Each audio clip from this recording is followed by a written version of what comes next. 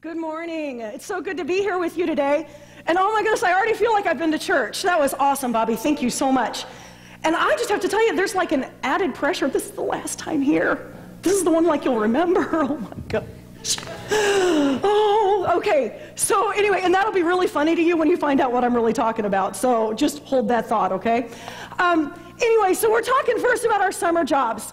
And I told Kevin my summer job, and he was floored. He goes, "No, you didn't. You're making that up." And I'm like, "No, I did." Okay, so in high school, I lived in a small town, about 800 people, so there's not like a whole lot of summer jobs to be had, right? So some of the best jobs were working in the fields. And so this girl got a machete, and I walked beans. Anybody heard of that?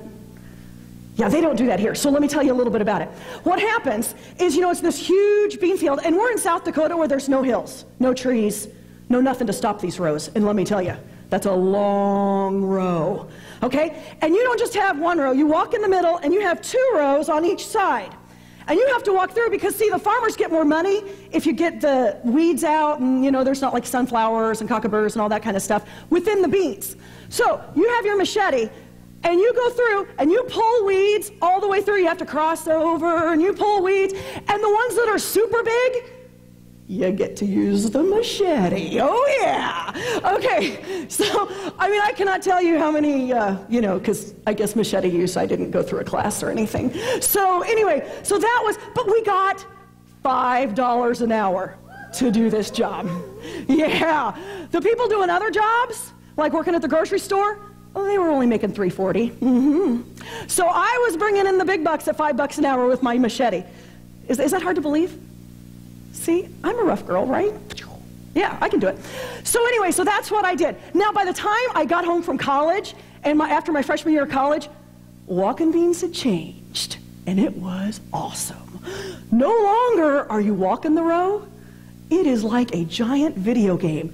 This farmer had placed a bar out this way, and he'd placed 4 chairs equidistant, so your chair was right in the middle of the row, and there was this huge gallon thing, or like multi-gallon, I don't know how many, multi-gallon thing of Roundup, and you got a gun. And a boom, boom, boom, boom, boom, boom. Still $5 an hour, yes. So that was my summer job. It was much better. It was much better with the gun, just saying. It really was. Anyway, so then that was probably my hardest working job.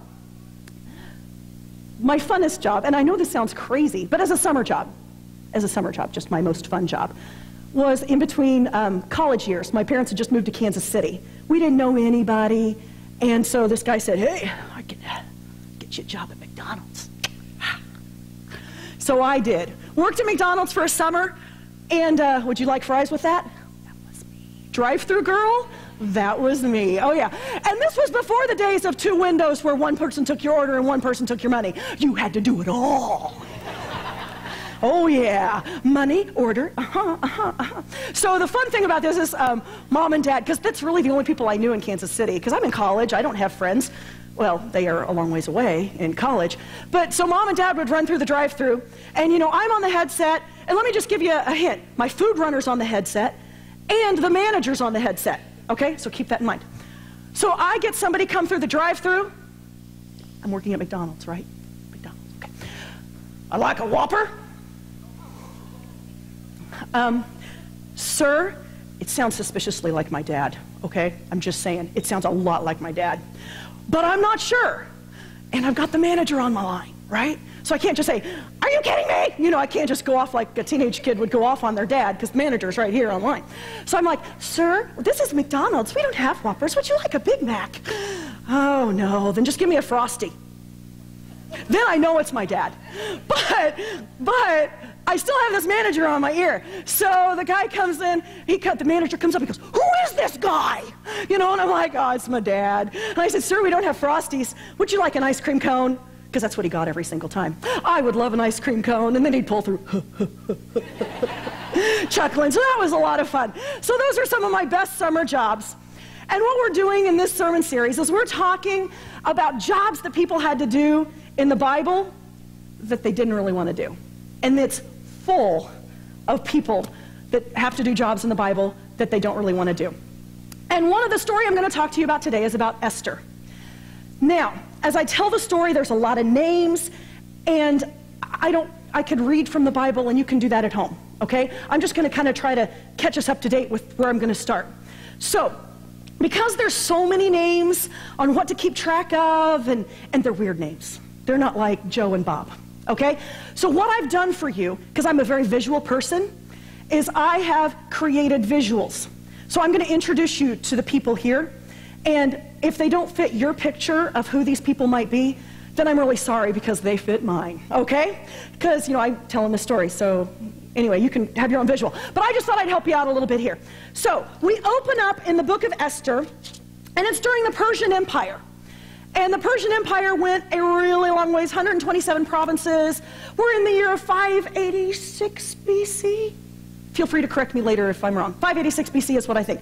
So we're in that year, and the king is King Xerxes.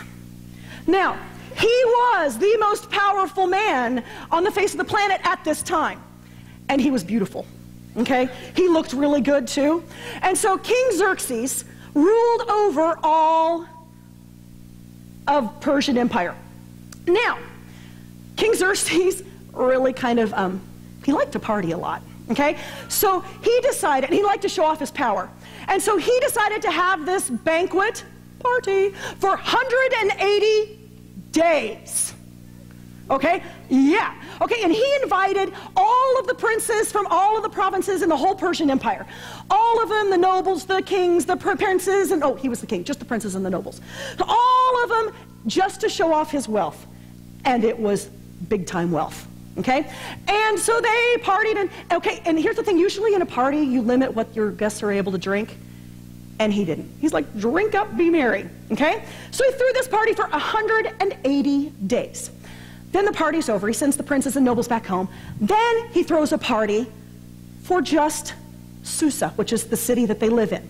From the lowest to the highest, he throws a party. Again, to show off his great wealth and power and everything else. 7th day of this party. Still drink flowing freely. And he is in high spirits. You get the drift? Wasted, okay? So, completely and totally gone, okay? And he decides, you know what? Nobody, the queen has been off in her, like, secret sector, whatever she's doing. She is beautiful. And if I bring her out here and parade her beauty around, they're gonna go, oh,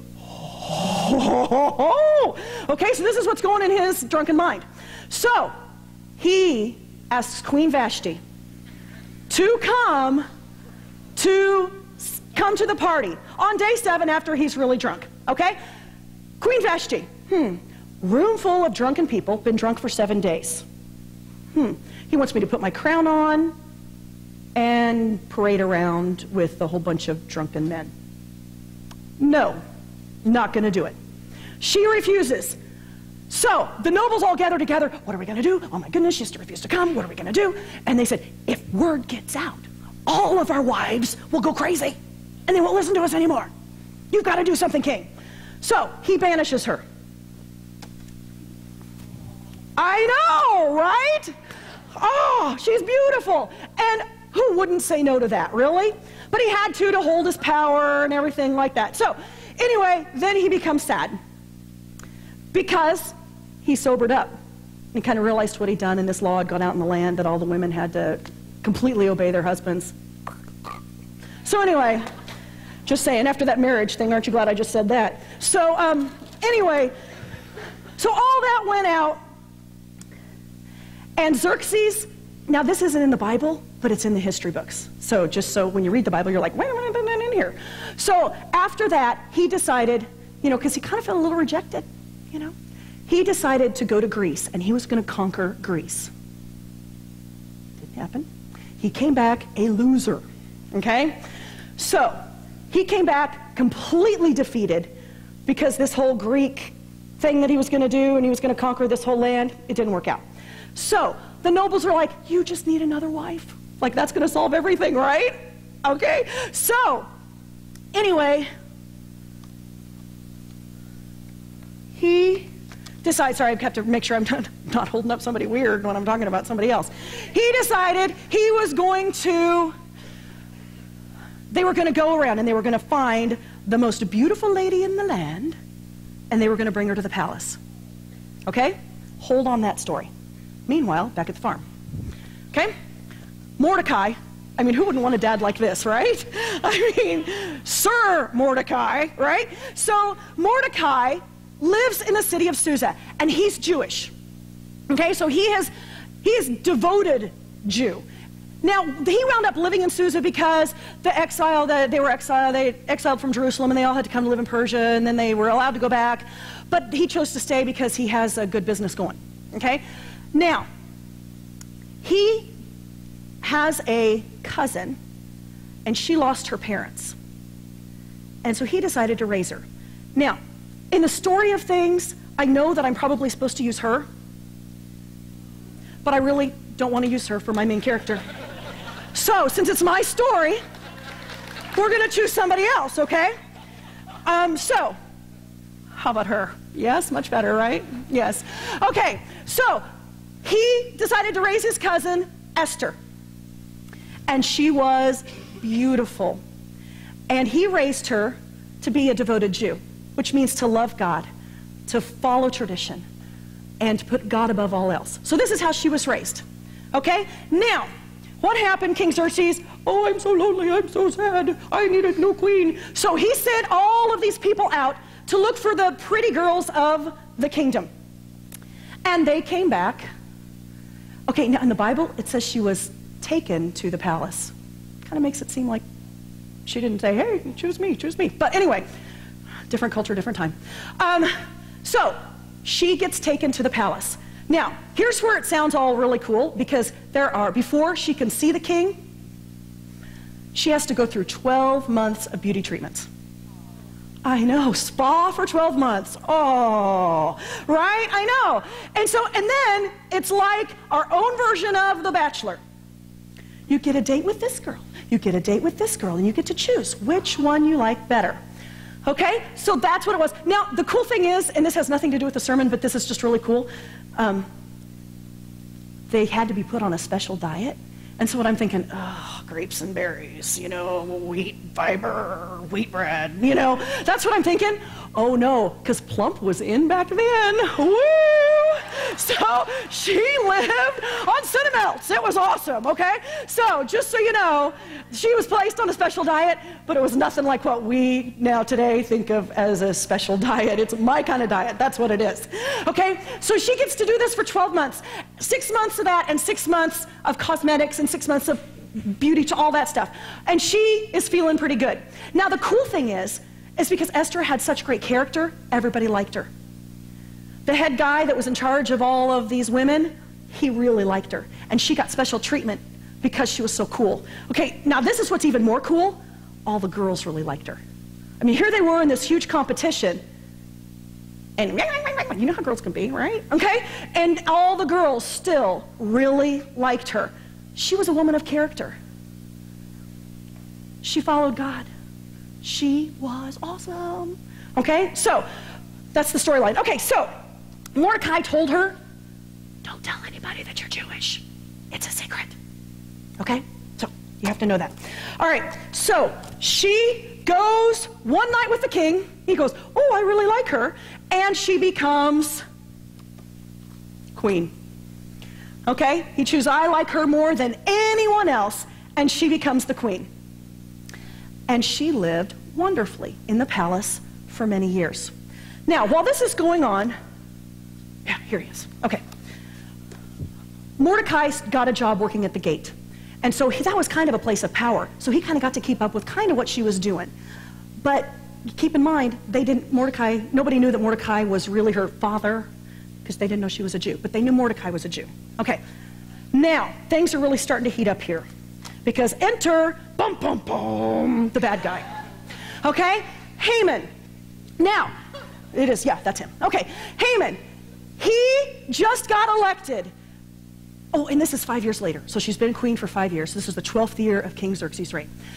And he was elected the top official, the head noble, the big head honcho just under the king.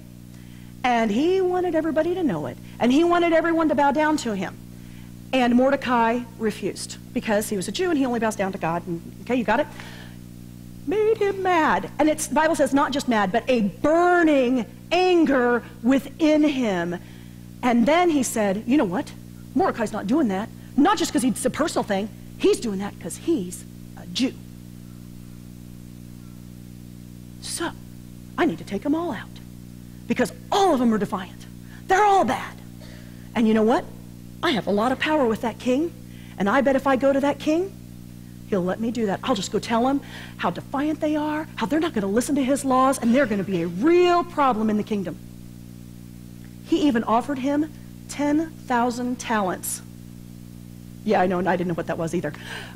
300 of silver. It was a silver. 375 tons of silver to put in the royal shed. So that could be the payment for what this massacre, that's what's going to happen.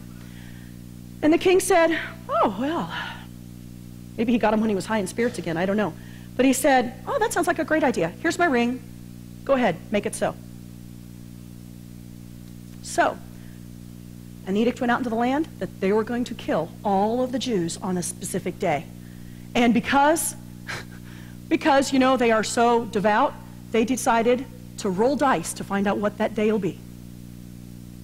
Okay? It's like Magic 8 Ball. Ooh, you know. But they did. They rolled the dice. The day they rolled the dice was April 17th. And the dice came up that the day the Jews were going to be executed was March 7th. So they had almost a full year to stew about what was going to happen. All right? So that's where we are in the story. Mordecai is so upset by this news because the Jews have lived here a really long time. They're friends with everybody. And Mordecai rips his clothes and he gets sackcloth and he puts ashes all over his face, which is a sign of mourning in that culture. And he stands by the gate and Esther walks by and she's going, what is up with Mordecai? Because you know what? She's been to live in the palace for 5 years. Things are great. She's insulated from what's going on. She doesn't know what's going on outside the palace walls until she sees Mordecai. So she sends one of her helpers, slaves, whatever, over, and she's like, listen, here's some clothes. Go tell him to get dressed. And Mordecai says, I'm not taking those. You need to tell her what's going on. Follow with me. We're at chapter 4 of Esther, verse 6. So Hathach went to Mordecai, that's the servant person, in the open square of the city in front of the king's gate.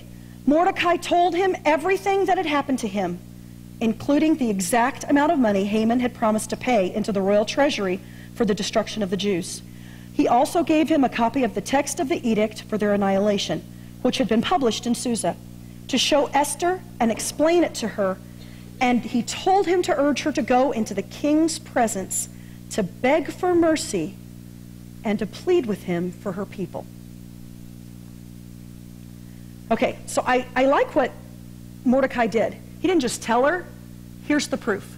Because how easy would it be to go, you're just making, there's no way, nobody would do that. That's crazy. Nobody's going to annihilate a whole nation of people in one day. Showed her the exact amount of money that's being paid. This is the edict. This is exactly what's going on. Mordecai didn't want any questions to be asked. That, Esther, this really is what's happening. And I want you to see it in plain writing, what's going on. So Hathach, so Mordecai wanted Esther to beg for mercy. Hathach went back and reported to Esther what Mordecai had said. Then she instructed him to say to Mordecai, all the king's officials and the people of the royal provinces know, like everybody knows, right? That for any man or woman who approaches the king in the inner court without being summoned, the king has but one law, that he be put to death. The only exception to this is for the king to extend the gold scepter to him and spare his life. Everybody knows if I go in there, I'm going to die. Don't you remember what happened to the last queen? Remember? It didn't go well for her. And she goes on to say, 30 days have passed since I was called to go to the king. I can't do this. Are you kidding me? There's got to be somebody better prepared than this. He hasn't even asked for me. I haven't even seen him in 30 days. I'm his wife and I haven't seen him. There's got to be somebody in a better position than me. I can't do this. I'm going to die. And then where will we be? This cannot happen. Why me? Why now? Why here? I'd be asking that, wouldn't you? I mean, I'm not in a good position. There's no way. Can you just feel the fear that she's feeling? I can't do this. It stood out to me so clearly. The fear that Esther is feeling right now at this moment.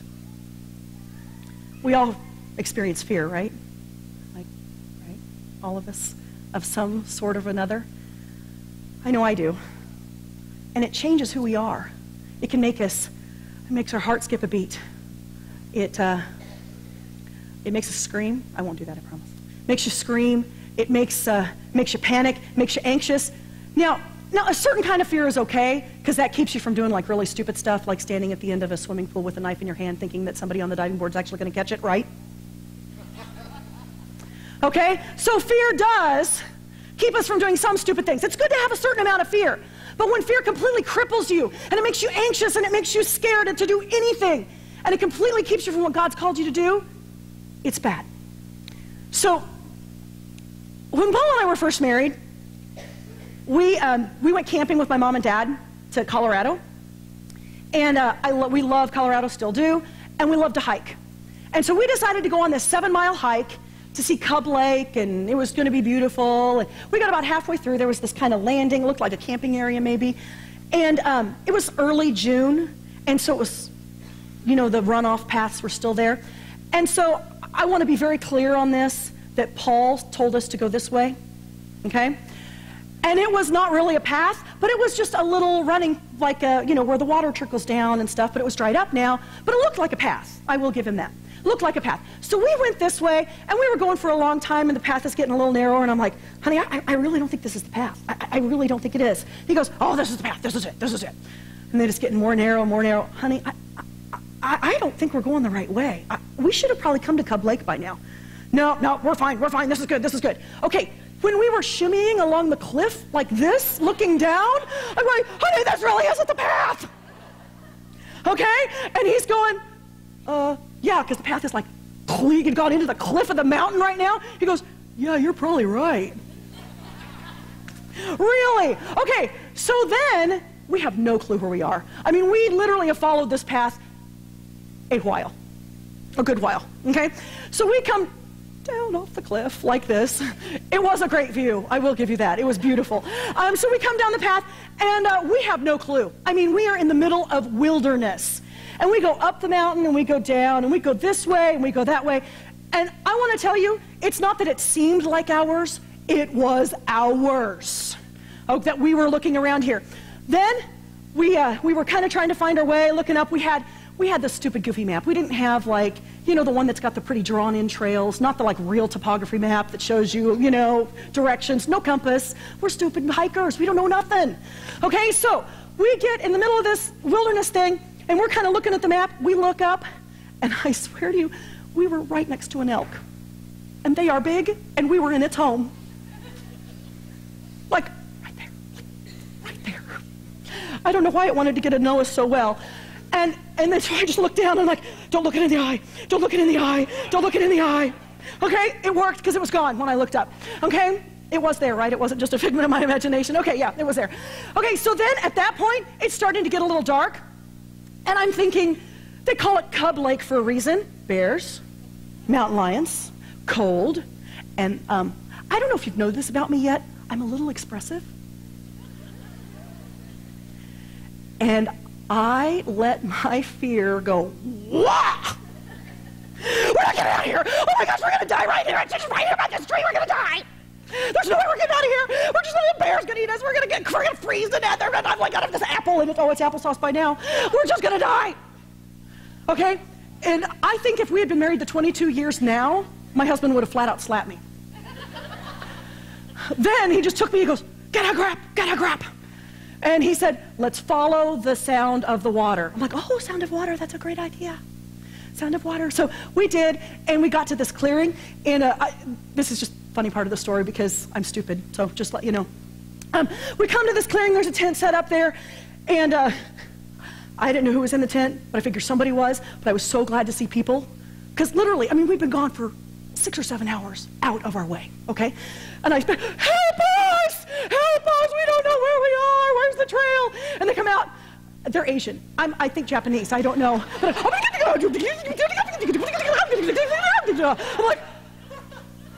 where's the trail? Just tell me where the trail is. So anyway, they pointed it. And they walked us right to the trail. And it was awesome, and we made it back. But at the very end, literally, I mean, it was bad because my mom had called the park rangers. She's like, we need to get them tonight. They're bad in the woods. They're just bad. They don't know what they're doing. And the rangers are like, we'll just have to wait till morning. So, I mean, it was sun's going down. Paul and I are walking down that last road to head us to the parking lot, and we are exhausted. We were like this. And tracking us on the other side was a coyote. And at this point, I don't even have any energy to be scared. I'm like, oh, you come get me. You come get me. I was wishing I had my machete. But anyway, so I completely allowed fear to overtake any sense of normal thought. Anybody been there? Where it's just, whoa, gone. So I grew up a little bit. A few years later, like quite a few years later, we went to Cancun with the Colemans. And I don't know if you know this about Krista, but she's crazy. And I have decided, I've made this, I am not going to let fear overcome my decisions. I'm not going to do it. And so we get to where we on this tour all day. Mexico is really hot. And we come to this sinkhole, okay? Sinkhole in a cave, 58 degrees. And they tell us that it's 100 feet deep. And above the sinkhole that's 100 feet deep, that's in a cave, is a 50-foot cliff. Chris is like, oh, let's jump.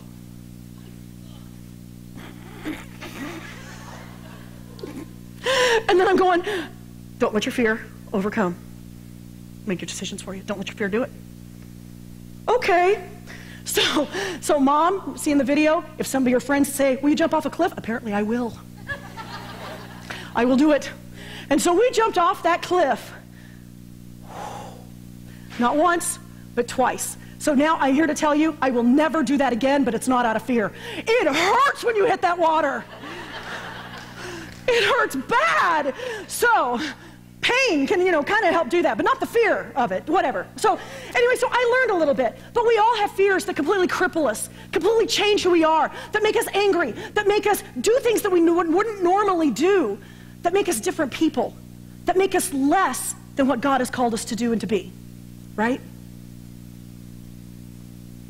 Oh, thank you. I appreciate that up there. I want to read a little something from this book. It's called Following Jesus by N.T. Wright. And he says this, do you know what the most frequent command in the Bible turns out to be? What instruction, what order is given again and again by God, by angels, by Jesus, by prophets and apostles? What do you think it is? Be good, be holy, for I am holy, or negative, don't sin, don't be immoral. No, the most frequent command in the Bible, not a suggestion, not a helpful hint. Command in the Bible, do not be afraid. Don't be afraid. Fear not. Don't be afraid. Take courage. Do not fear. Over and over again. It's actually in there 365 times. One for every day. Pretty cool. The irony of this surprising command is that though it's not what we all really want to hear, we have as much difficulty, if not more, in obeying this command as any other. This surprising command bursts in upon a world in which we eat, sleep, and breathe fear. We emerge from the warmth of the womb into the cold of the cosmos, and we're afraid of being alone, of being unloved, of being abandoned. We mix with other children, other teenagers, other young adults, and we're afraid of looking stupid, of being left behind in some race that we all seem to be automatically entered for. We contemplate jobs, and we're afraid both that we might get the one we really want, and that if we get it, we mightn't be able to do it properly. And the double fear lasts for many people all through their lives.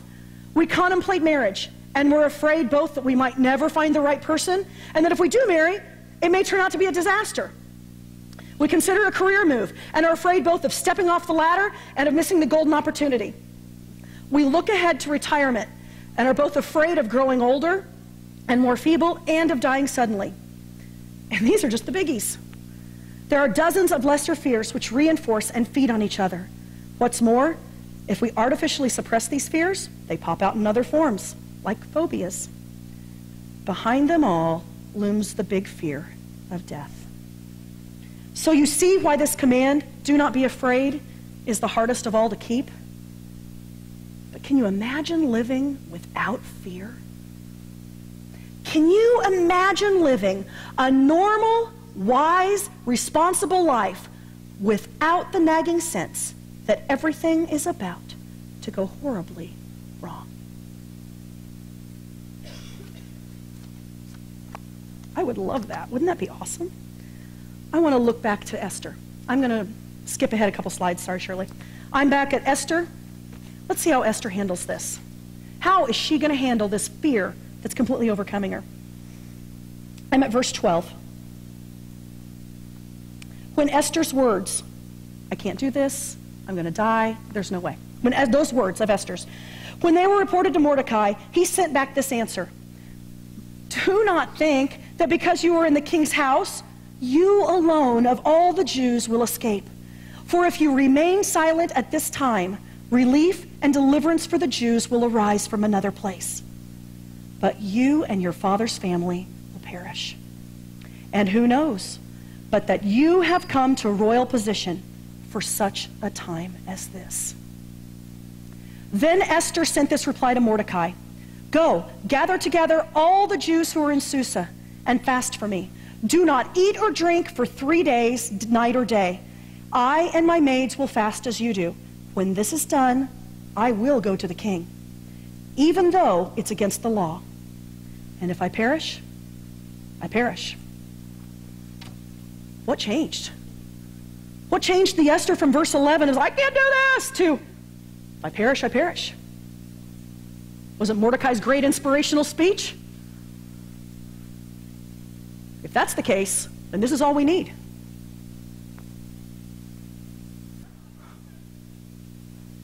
But I don't think that's what would do it. I don't think that was what would completely take the fear out. Completely, I mean, it would make you maybe mask the fear and go on, but it wouldn't take it completely out.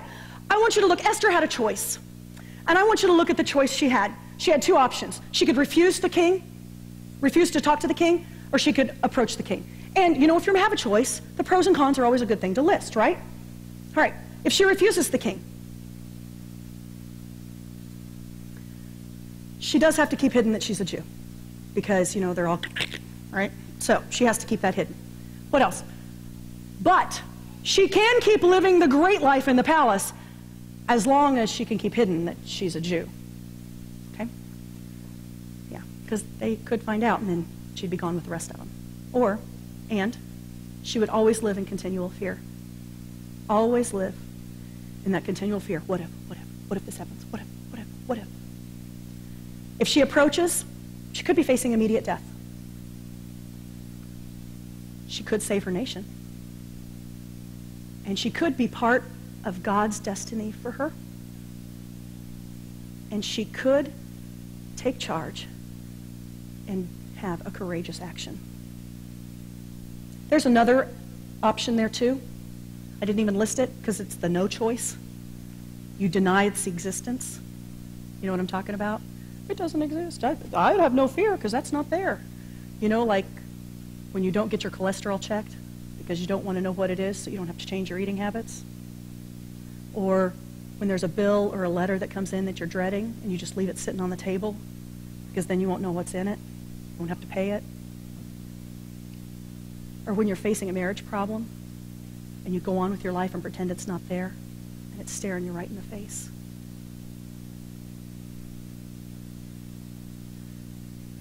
Denial is probably one of the most scary ones because it makes you feel like you're courageous, but it's a fake courage because it'll eat you alive inside and reality still marches on.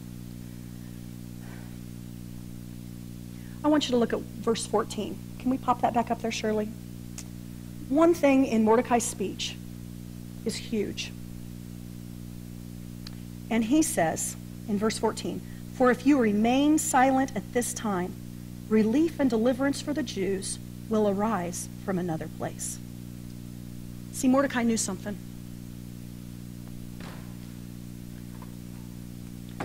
Mordecai knew about fear. But he also knew about God's faithfulness. Because he said, you know what? I know the stories of God. I know what he's brought us through before. And I know the promises that he's given us to be a powerful nation. I know that Jesus is going to come from this line. I know Scripture, and I know who God is. And you know what? Deliverance is going to come because I know who God is. No matter what we see, God is faithful. No matter what is going on around us, I know that God is faithful and worthy to be trusted. And here he says, but Esther, you can be part of the plan. And then I love this next line. Who knows that you've been placed in a position for such a time as this? Well, my first thought is, who knows? If my life's on the line, I want somebody to know. Who knows? Are you kidding me? God knows. Mordecai, do you know? No, but that's the thing with fear. Sometimes you don't know. You don't know, and you do it anyway. Mordecai reminded Esther in that one line, God is faithful. And she was able to make the decision that she made. Why me? Why now? Esther says it's me, and it's now. And I choose to try to make a difference and overcome my fear because I know God is faithful. Aren't you sick of that fear having the authority over us? Telling you what you should and shouldn't do. Maybe don't take that job because you're not good enough.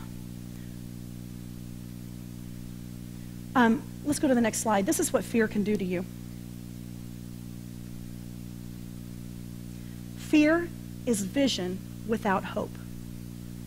Fear is not always rational, and can I say hardly ever rational? But it is always powerful. Boy, it sends your body into craziness that not a whole lot of other stuff can. When fear takes over, we quickly forget that God is near. Isn't that amazing? How fear takes over and all you can see is the fear that's swarming around you like this, and you forget that God is faithful and that he's in control. And this is a really scary one too, because our fears become actions that can then become self-fulfilling prophecies. Example of that is the woman that fears that her husband's having an affair. And so she's like, where have you been? What time are you coming home? You're an hour late. Where have you been? I want to document everything that's happened. Who can live like that? Who can live like that? It becomes a self-fulfilling prophecy that her marriage is not as strong as it needs to be because her fear has sent it there.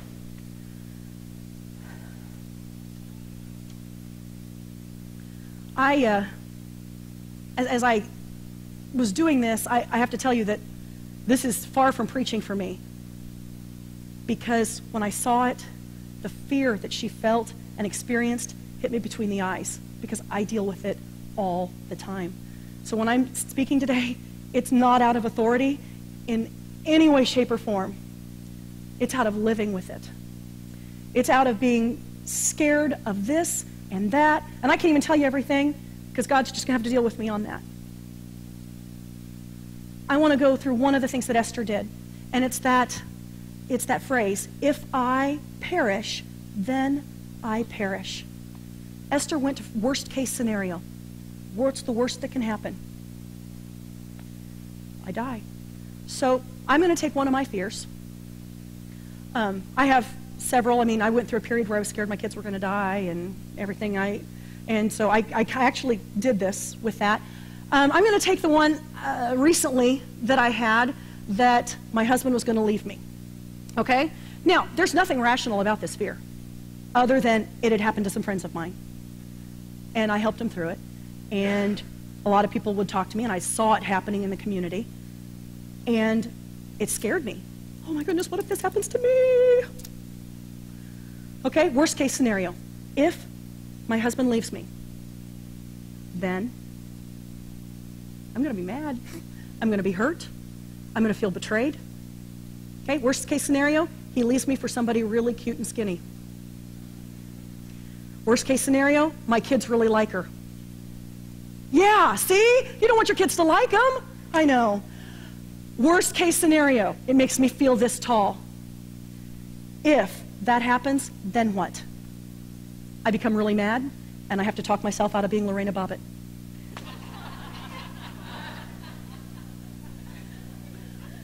I cry on the floor. Then what? I have to pick myself back up again because I know God's faithful. I start worshiping again, even sometimes when I don't feel it. I start reading scripture again because I know God is faithful. And I start putting my life back together. I start getting a plan for my kids. I start loving God more because I know God is faithful. If the worst thing happens, then my God will take care of me every time. If my child dies, I know my God will take care of me. If I die, I'll be in a great place. But I know my God will take care of my family because God is faithful. And that's where Esther went. She said, if I perish, I perish because I know God is faithful. The second thing Esther did is she got everybody together and prayed. She took that arrow straight up. And she said, get everybody together. I've made this decision. This is the game plan. This is what we're going to do. I need help. And it's got to come from God. And the only way we get help from God is through prayer, through fasting, and waiting on Him. And so here's what she did. Everybody in the whole province, get this word out. We are going to pray like we've never prayed before. And God will be faithful. I still don't know what the outcome is. We still may all die. And it doesn't matter because God is faithful. So I want to turn to Scripture. Isaiah 31, there it is. Okay, yet those who wait for the Lord, so pray, those who pray, wait for the Lord, pray, okay, just so you got that, will gain new strength. They will mount up with wings like eagles. They will run and not get tired. They will walk and not become weary. Okay? So those of us who pray and wait on the Lord, we're going to get strong. We're going to get extra strength because we've been with God. This is my favorite. By the way, this used to be like my favorite verse when I had 3 kids, 3 and under, and they were running crazy around the house because all of it was like, oh, new strength. I need new strength. Okay? So back. Sorry. There you go. Those who wait for the Lord will gain new strength. They will mount up with wings like eagles. God gives you a new perspective. An eagle's perspective. Overlook what's going on. Did you know an eagle can see like a mouse a mile away? God's going to give you direction from a new perspective. They will run and not get tired. The weariness will fade away. They will walk and not become weary. And He's going to give you a sense of perseverance. Do it. Do it. Do it. Do it. Do it. All from time spent with God. All right, rest of the story of Esther. She does it. They pray. She gets dressed in her kingly robes and her gowns and puts her crown on. And she walks into the king humbly. And she says, let's throw a party. Right? Because that's what he likes, right? And during the party, she talks to him about what's going on. She says, don't you realize these are people? And she does save the nation. Now, I would love to go into extreme detail with you, but I know lunch is coming. So, read it. It's amazing. The rest of the story of Esther is incredible. I mean, it will just make your jaw drop going, I cannot believe this. What you need to know at this point is she did save her nation. Some of us, I'm pretty sure I'm not called to save a nation. But I know that God has called me to a specific thing and put me at a specific place, at a specific time, at a specific moment to do His will. Because God has a plan for all of us. Plans to prosper, give us hope, give us a purpose. He has that plan for all of us. And he does not want fear to overrule that plan. Sometimes we can choose the plan of destiny, and sometimes it's thrust upon us.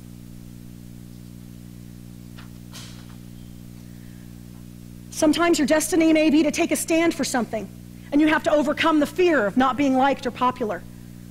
Sometimes your destiny may be to be silent, and trust me, this is harder for some than others. And you have to overcome the fear of not having a voice or of being overlooked. Your destiny, what God may be calling you to do, may be to become his follower right now. And you have to overcome the fear of giving up control of your life. Your destiny, what God may be calling you to a life of purity or of holiness. And you have to overcome the fear of losing fun, ridicule, loneliness. You may be called into a specific ministry, and you have to overcome the fear of failure, of giving up your own plans. You may be called to deal with an addiction, whether your own or someone else's. And you have to overcome the fear of emptiness. You may have to deal with a spouse leaving, and you have to overcome with the fear of hurt or betrayal. You may be called to stay with a spouse. You may be called to mend a relationship. And you have to overcome the fear of repeated hurt. You may be called to lose a loved one. And you have to overcome the fear of loss and grief and loneliness. You may be called to lose your life. And you have to overcome the fear of death.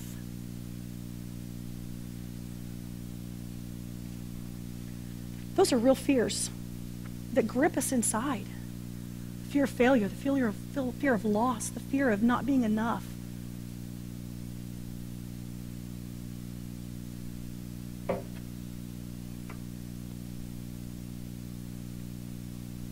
We can overcome it by knowing this simple principle. I'm not even good in math.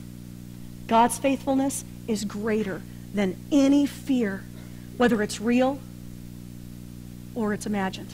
Because you know, sometimes those imagined fears can be pretty powerful, but it's not real. But sometimes we are called to walk our worst nightmare.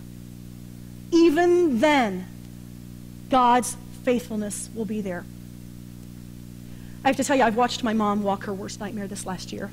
It's going to get me, I'm sorry. Because she lost her husband a year ago. And he was 63. And they had plans to retire. They had plans to do this. They had plans to do that. And he passed away suddenly with a heart attack. And her fears, because I know that was a fear at first, we talked about it, completely became a reality. And her nightmare became what she was living. And I have watched my mother courageously go day to day, step by step, knowing that God's faithfulness is bigger than the hurt, than the loss, than the loneliness that she feels right now. I have watched her make financial decisions that would cripple me. I have watched her choose to keep on living when she would rather stay curled up in bed. I have watched my mother be as courageous as I have ever seen her in this past year, because she knew this principle. My fear will never overcome me, because God is faithful and just and true and does what he's promised no matter what. I don't know God is faithful just because he takes me through the good stuff and forget that he's faithful when things are blowing up in my face. I know beyond a shadow of a doubt that God's going to take me through whatever, no matter what. And I can follow him because of that.